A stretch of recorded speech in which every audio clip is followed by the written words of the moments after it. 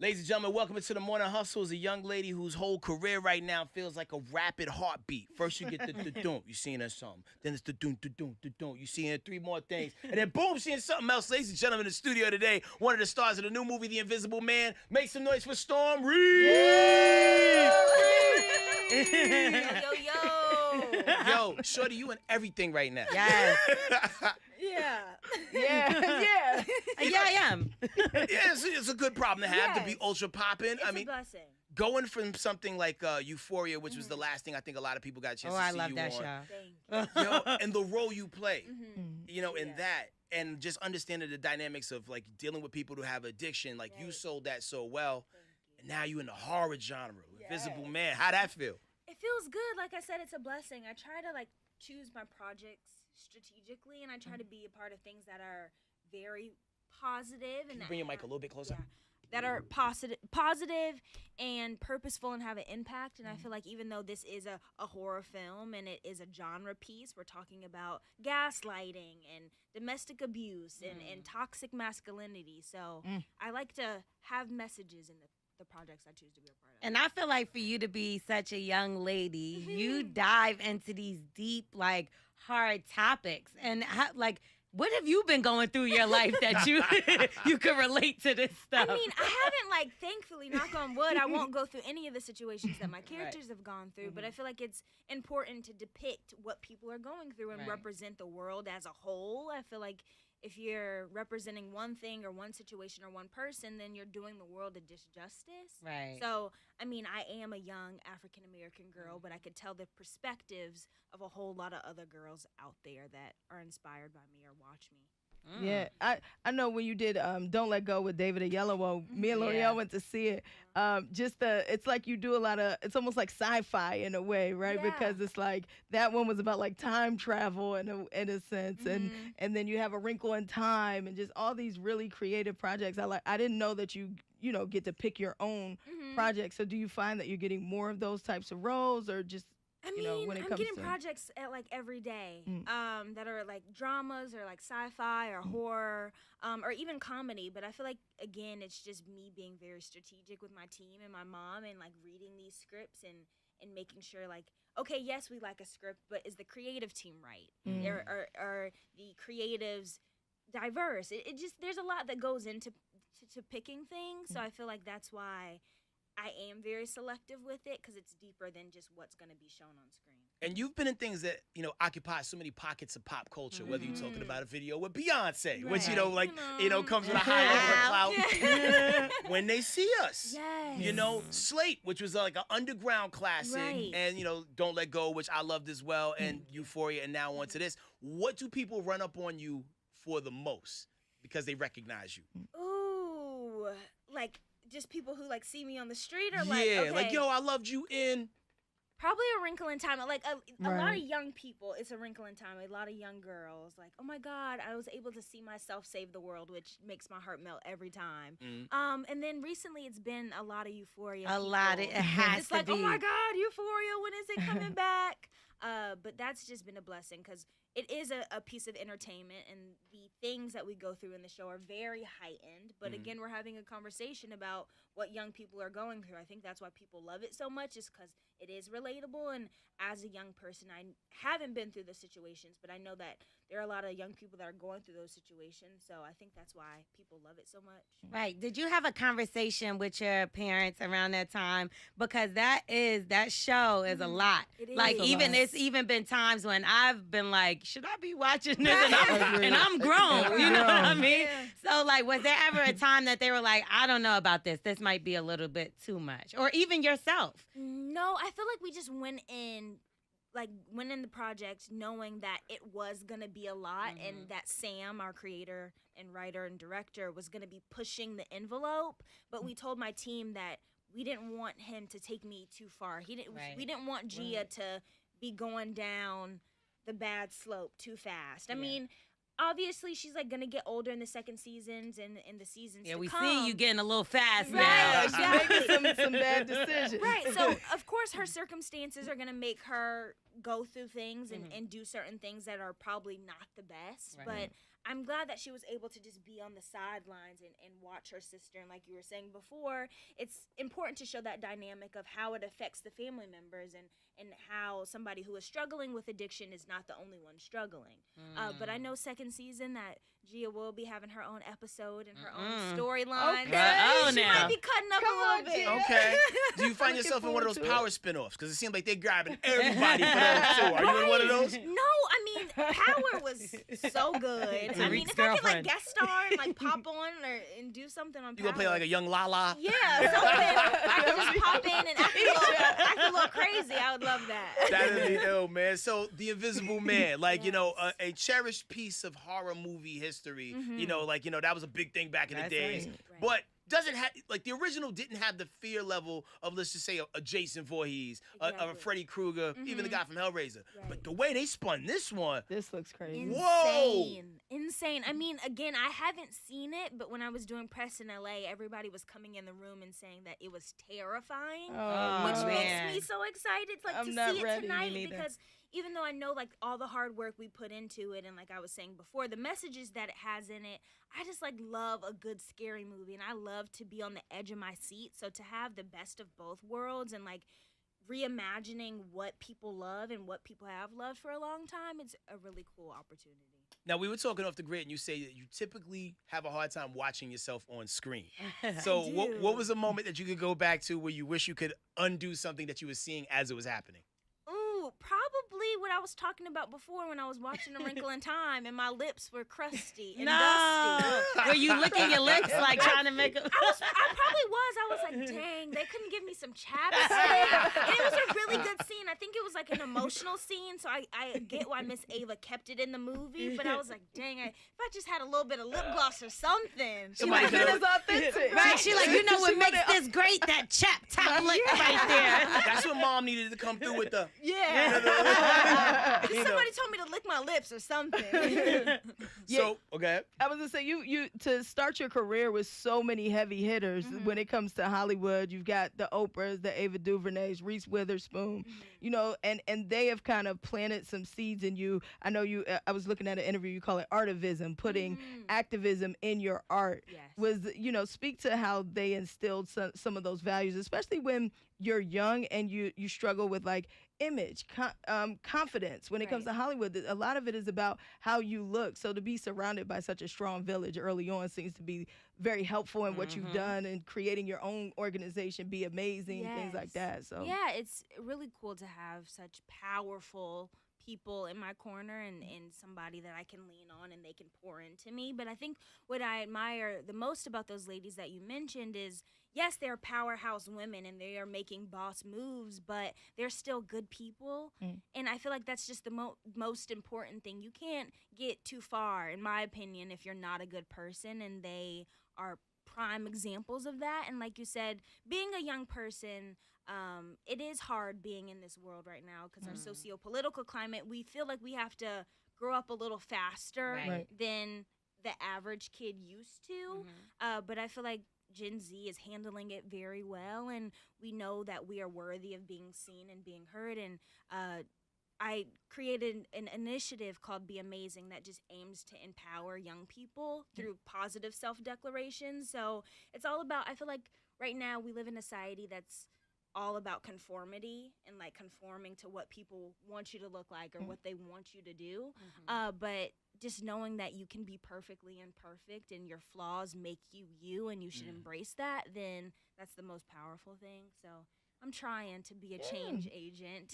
what's some of the best business advice they gave you though? I feel like if I'm around Oprah, Ava DuVernay, just to name a few. Amazing I black just would, woman. and you know, I know they probably told you a lot about loving yourself and all that. That, you know, we know they're very spiritual, Right. you know, empowering people, but they're also excellent business people. And you're talking about producing your own projects. So from a business standpoint, did they give you any advice that really just has stuck with you as you're moving forward? I was having a conversation with Miss Ava, but I feel like Miss Ava and Miss Oprah are a prime example of like investing in yourself and using your money wisely and trying to give other people's opportunities, but also like making sure that you use your money for yourself to elevate yourself. And it's not being selfish in any way, but like whether that is property investment or she invested money into now what is called Array Campus, where she has a production company and a film company called Array, but now she has like this whole like 3 building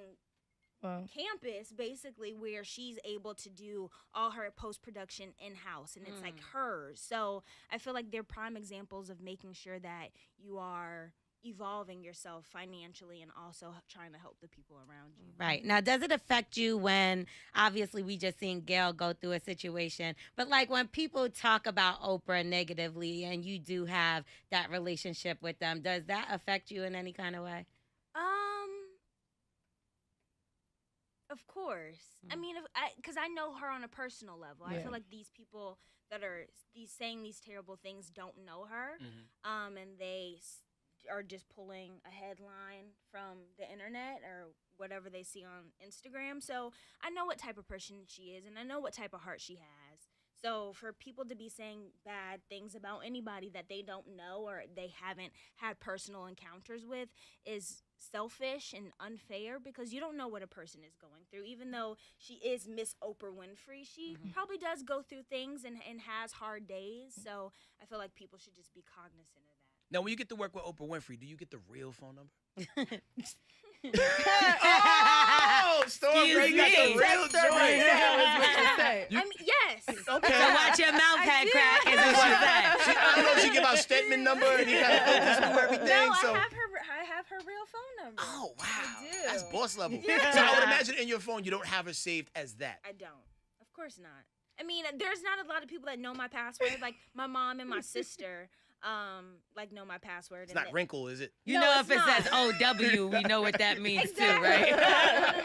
No, but I do have her number, and we try to stay in close contact. And I sent her an email for her birthday, and we try to stay connected. I feel like that's important. Who's on your latest group chat? Latest group chat. I mean, you got a lot of dope friends. I do. My latest group chat would probably have to be a group chat that I have with Miss Mindy, Miss Reese, Miss Ava, and Miss Oprah. We have like a Wrinkle in Time group chat. That's fine. Yeah. Still. Can y'all add us in? Right. We don't have to say that. We just be in there. Exactly. Of course, it was like heavier when we were doing the Wrinkle in Time press and the stuff that we were doing for Wrinkle. But Miss Ava will send a text to us all like randomly, and then we'll all start having conversations. So Cool. I'm glad that I'm connected with them. Very dope. Now, go ahead. Go ahead, sorry. So you also have a relationship, if I'm not mistaken, or you definitely took somebody to a homecoming or something. So why are you laughing? So what's going on with Saeed? And that's Yara's little brother, correct? Yes. No, I love Yara and her family. Are you joining the family anytime soon? I know you're young, but y'all make a cute couple. Yeah, it starts early, right? Questions we need to know. No, yeah, me and Saeed we met at a party when we were 13. It was like a Disney industry party, and we became friends. Right, a Disney industry party. We became friends. And then he asked me out a couple months later. And that's he's my best friend. Of course, yes, he's my boyfriend. But he's my best friend. That's and dope. I feel like that's important to just have your best friend that's being close to you, and I could tell him anything. He's super funny, super intelligent, super handsome. So I'm glad that he's in my life. Now, how are you Gen Z people doing it? Does he send it via text? Asked it, will you go out with him, or do you ask you in person? He's probably gonna, if he hears this, he's probably gonna be mad. But he did actually ask me over text, because we were with each other that night. He was gonna ask me, but he was nervous, and we were around other people. So later that night, he was like, "I have something to ask you," and I was like, "What?" And then he sent the text message, and I was like, "Oh, that's cute." Did you kind of think? What'd you say? Yeah. Did you think that he was going to Hit him with the dots No, for a long time? I had a feeling. But I kind of I left him on red for an hour. And then I responded. Hard to get. Yeah. I left him on red for an hour, and then I responded. Oh, that's super cute. Wow. So with the movie being The Invisible Man, just judging by the trailer, we got to a point in 2020 where black people are getting killed in the trailers. Shout out to Aldous Hodge. I hope he makes it. I'm a little nervous. Yes. If there was a spinoff, and you could be the Invisible Woman next lap, what 3 things would you do, Storm Reid? Oh my my goodness. So when people have been asking me if I want to be invisible or if I had the opportunity to be invisible, I say no. Because, like, when you're being invisible, you're trying to be invisible. For the most part, you're trying to do something sneaky. Right. But I did think of one scenario. I'm a sneakerhead. I love sneakers. Okay. So if there was like a new sneaker drop that I needed to wait in line for, I'd like turn my invisibility on. I'd cut the line, and then of course I wouldn't steal the shoes. I'm not about that whole stealing life. I got money. I got money. I ain't got to do that. Of course, come back to myself. I'd be visible. I'd buy the shoes. I just wouldn't want to wait in line. Or I just like want to do good for people out in the world, but I feel like if you're trying to do good, I would want people to know that it was me helping them. Right. So I most likely wouldn't be invisible. You're going to go to heaven twice. That's the most selfless thing I've heard somebody say. Like, I want to do good anonymously. That's pretty dope. You know what I always want to know when it comes to like horror, scary films? Mm-hmm. Do they actually like scare you intentionally, or is this all total acting? Because some of the stuff, like when I'm not good at watching horror films. Like tonight when we're watching this movie, I'll be like, I don't watch half of it. I miss most of the movie just covering my eyes. So do they ever kind of set you guys up where it's like, we want a real reaction? So like, boom, you know? Or sometimes, I mean, with this one in particular, it was hard. It was really challenging because there's nothing there to act off of. Sometimes there'd be a person in like a green suit that was supposed to be like scary, but of course that's like distracting. Right. But I do have like a little scene with the Invisible Man where we're battling a little bit, but I had to like really work off myself, and it was just me, the camera, and just like me on the floor, just having to be very physical and very emotional at the same time. Wow. So I feel like we also created a really close bond on set where we did feel comfortable and we weren't walking on eggshells, because I think that is important. If it's not a good environment or a comfortable environment, on top of it being a scary movie, then of course you'd probably feel uneasy. But with this one, I didn't. So it's like, we need you to get scared right now. Your motivation is terrified. You're about to die. Can't ready, set, go. Yeah, then you just hit it. Let's hear the scream. Do the scream. Like, what is it? Do the scream. How do you do it? How do you get your face? How do you get your face together? Ready? Okay. Okay. Oh my God, that's good. I'll call the cops. I'll let people know that there's a problem. I heard I have a pretty good scream. Yeah, that was a good one. That's one of the ones where they would I don't know sample who and said put that. it in the sound library, and that's the screen they use for stuff. Exactly. That was strong. That was So good. let's just say, Storm Reid, you are out at a karaoke bar, turning up with your friends, okay? Oh, God. What is your go-to song, and what song can you kill harder than anybody else in your crew? Probably Bodak Yellow. Of course, let's go. I'm You the set hottest. yourself That up, is I true. think. I think you just said I could conveniently have. Wow. Hold on a second. Hold on. Wow. It's not as easy as you think, guys, because I did do Bodak Yellow the other day, and I lost my breath. Oh, no. So let's see how good And you because do. we don't want to mess up your bag, you could totally do the clean version, because we don't want to mess up your bag. But where's her lyrics? She don't get to read the lyrics? She I probably think she know it. I feel like in her heart she know it. Oh no. We'll just need a verse and a hook. Hey. We'll do it with you. Say, Lil, You get with me if you wanted to. These expensive, these is red bottoms, Hey. these is bloody shoes. Okay. Hit the store, I can get them both. I I don't don't wanna wanna- choose. Huh. I'm quick, cut up. So don't get comfortable, Hey, lay. hey. Dance how I make Good money moves. Hey! Yo, She made Storm money. Reid. I would've had Storm you. Reid got that life though. She had the hand movements going. You gonna play a young Cardi B in the Cardi B story? She would be young Cardi. No. Yes. Keep your clothes on. Keep your clothes on now. And yo, and for you to be killing it on the acting circle as hard as you are, I expected you to walk in and say, "But hello, y'all, I'm Storm Reid." All the Brits are getting the jobs, but yo, she American from Georgia. Yeah. Killing it, man. Yo, go see The Invisible Man in theaters this week, man. Yes, One time, that's y'all, right. for Storm Reid. 2 times. Let's go. That was awesome. Thank you.